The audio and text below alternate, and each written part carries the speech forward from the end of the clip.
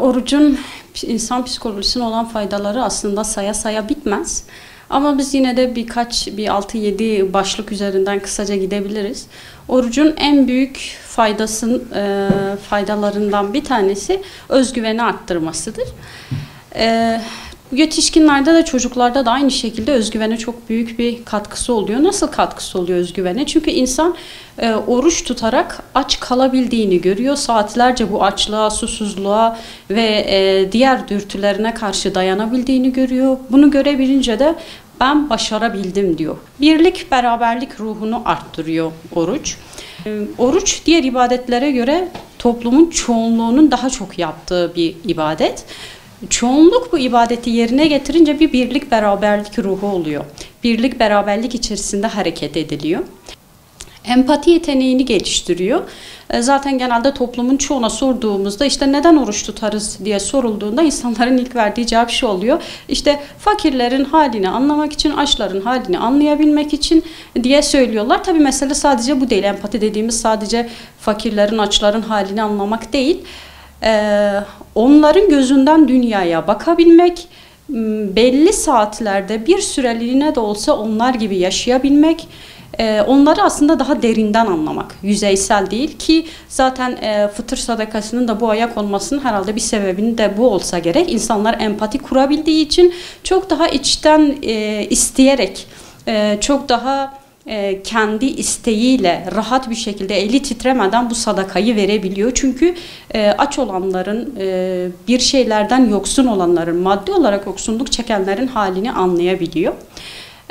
Diğer bir faydası ise zaman yönetimidir orucun. Hani imsakla başlıyor, akşam ezanıyla bitiyor. 2 tane zaman sınırı keskin bir şekilde konmuş.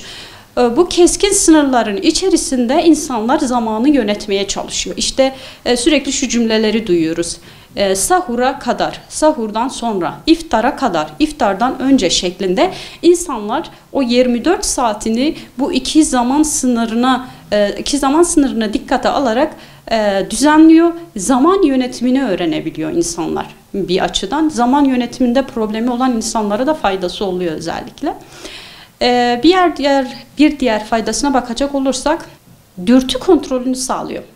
Başta ilkel dürtülerimiz, yeme, içme, cinsellik, bunları kontrol altına almayı sağlıyor oruç. Çünkü oruçluyken bunların üçü de yasaklanmış olan durumlar. Bu durumlara karşı geri durabildiğini görebiliyor insanoğlu. Çünkü bu dürtüleri bazı insanlarda bunlara karşı koymak çok zor olabiliyor. Bunların sınırları olduğu halde, hani inanan bir insan olsun, inancı olmayan bir insan olsun, bunların her yerde, her koşulda sınırları vardır. Sınırları çizilmiştir bu üç durum için. İşte oruçta insanoğlu bunu çok daha kolay görebiliyor. Bu sınırlara uyabileceğini görüyor, aslında kontrol altına alabileceğini görüyor. Mideden geri durulduğu zaman insan başka şeylere de vakit ayırabiliyor ki zaten ibadetlerin Ramazan'da daha çok yapılabilmesinin bir sebebi de budur.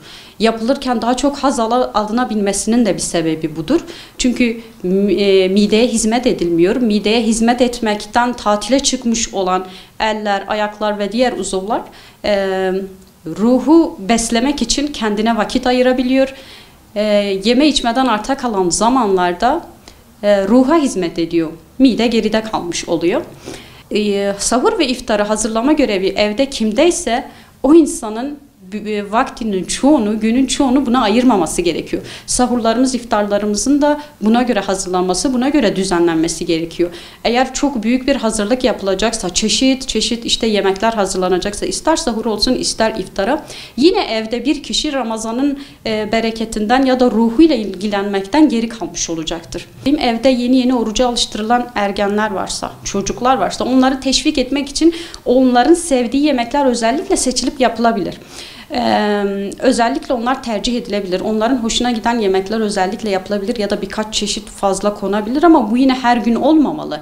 Haftada bir gün ya da haftada 2 gün, cuma günü olabilir mesela, özellikle o günü seçip bugün biraz daha mübarek bir gün diye, bugün bizim bayramımız diye o güne özel bir şeyler yapılabilir ama her gün sofrayı donatmak, her gün etli yemekler yapabilmek, tabii dediğim gibi bunu ancak şu anda imkanı olanlar yapabilir. İmkanı olanların da yapmamasını öneriyorum çünkü amacın dışına çıkılmış oluyor.